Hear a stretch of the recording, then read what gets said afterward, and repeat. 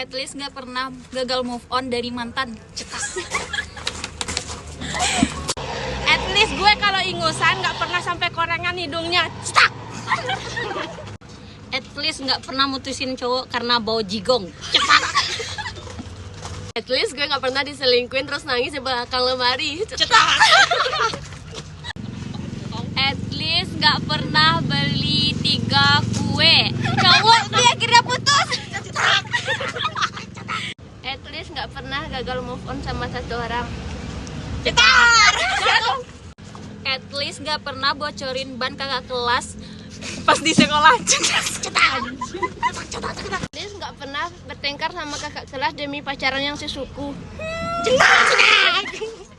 At least gue nggak pernah jadi nyamuk saat orang pacaran.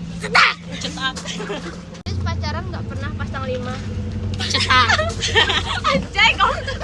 At least nggak pernah diketawain karena ompong. Stuck. Masa Dina? At least nggak pernah setrika rambut. Cetak. Lala. At least gue nggak pernah pakai temulawak. At least nggak pernah nyanyiin cowok yang setia.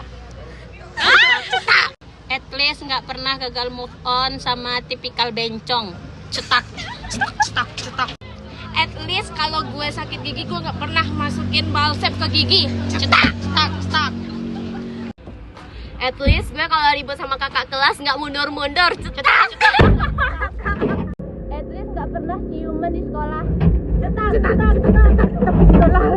At least yang ulang tahun gue yang ciuman dia. Cetak. Parah.